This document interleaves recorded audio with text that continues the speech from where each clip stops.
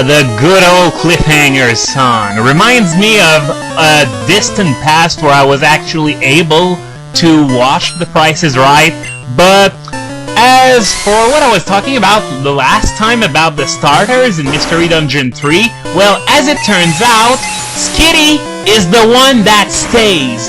That's right. I thought it was infinitely more likely than either Munchlax or Meowth to go, but it's Skitty who stays, despite the horrible normalizability and complete lack of popularity. Well, unless it's really popular in Japan, I hear they've got some really weird taste over there. They don't care for Mewtwo, for one, from what I've heard, and it's all about Jigglypuff and Deoxys over there. Yeah, of course, they're all over the whole tentacle thing, so Deoxys is no surprise.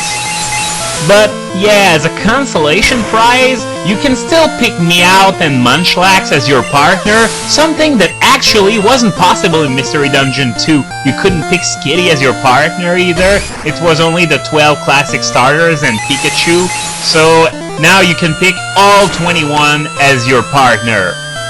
And as for the story, I got to thinking, I'm gonna stop there for now because there's gonna be another bit of climbing coming up.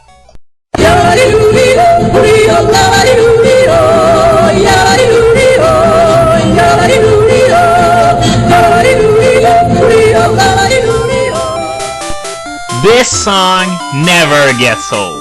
So as I was saying, I got to thinking about the story, and in Mystery Dungeon 2, well, wasn't it already complicated enough with time travel, time paradoxes? Keep in mind that the franchise is supposed to be marketed at kids, but they'd have to be pretty smart to be able to understand everything that's explored in Mystery Dungeon 2.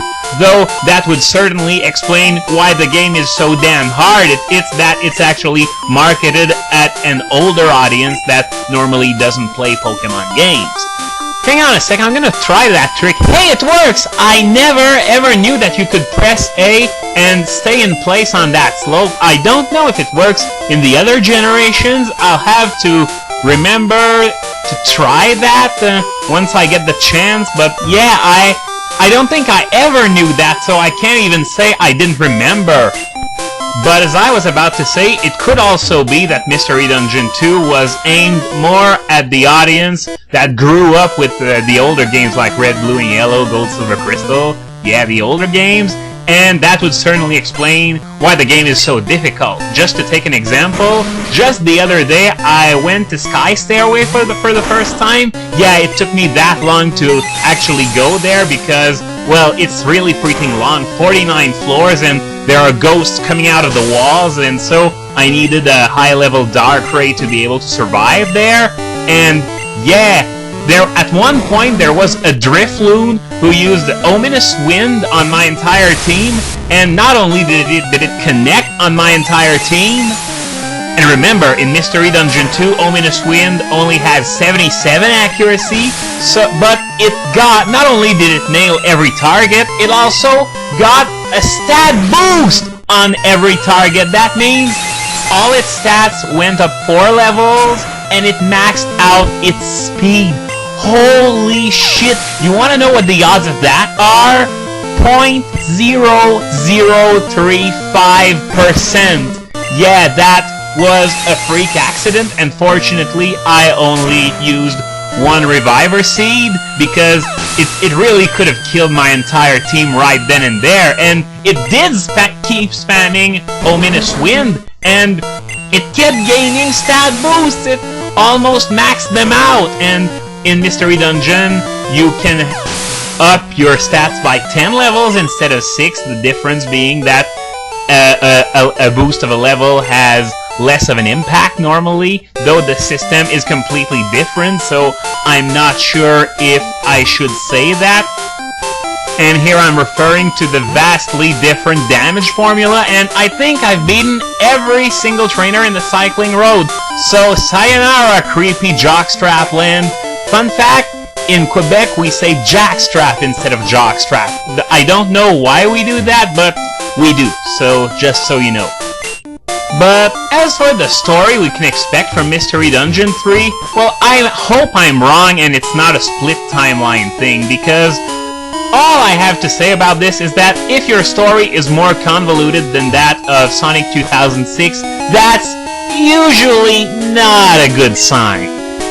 But that's enough Mystery Dungeon 3 for now, because I've been talking about it if you've been watching these videos one after the other for upwards of 20 minutes, so I'm sure you're sick of it, so I'm gonna talk about something else for now.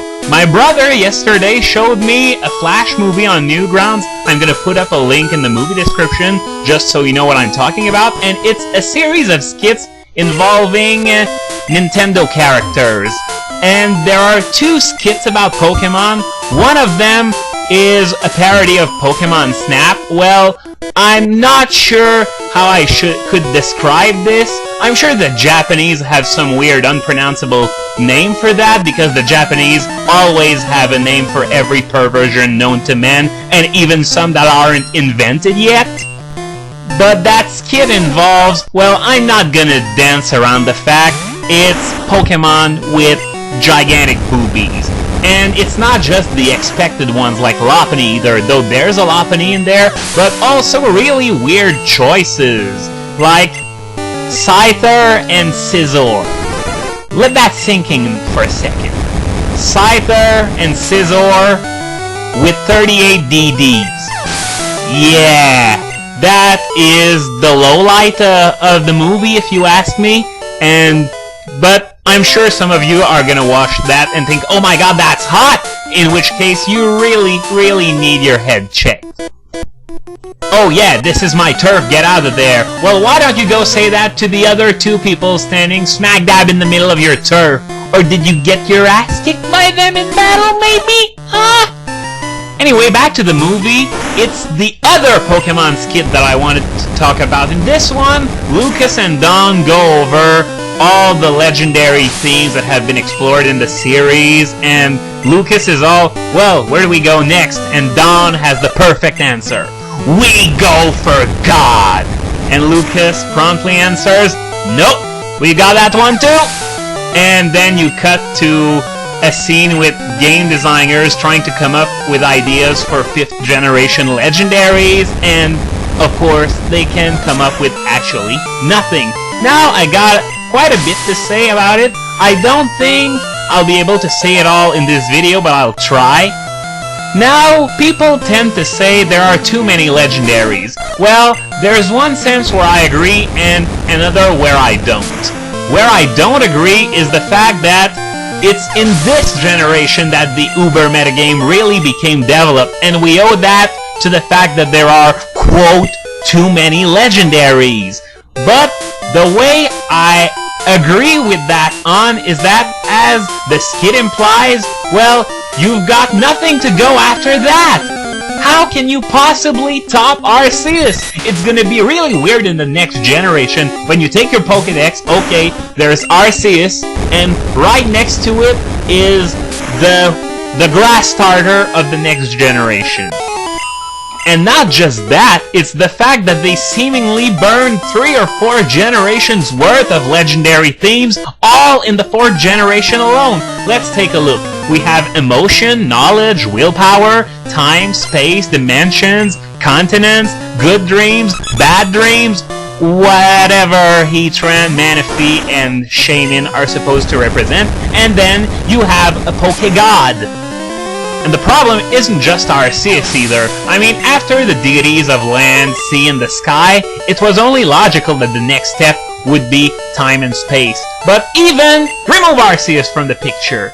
After time, space, and dimensions, where do you go next? It's impossible to follow up on something that's as important or more important than that.